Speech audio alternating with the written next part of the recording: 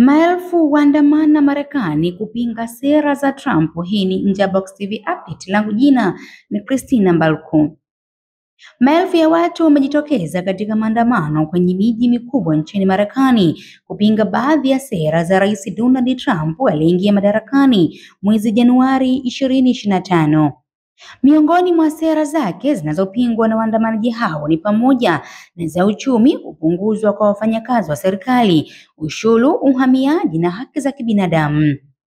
Maandamano hayo Jumamosi yamefanyika katika maeneo 1200 ya majimbo yote Marekani. Waratibu wake ni pamoja na mashirika ya kiraia, vyama vya wafanyakazi, watetezi wa mapenzi ya jinsia moja na wanaharakati wa uchaguzi. Donald Trump amewakasirisha Wamarekani walio wengi kwa hatua zake za kupunguza serikali kwa kuwalazimisha raia kufuata maadili ya kihafidhina pamoja na kushinikiza vikali hata nchi rafiki kwa Marekani katika masuala ya mipaka na biashara.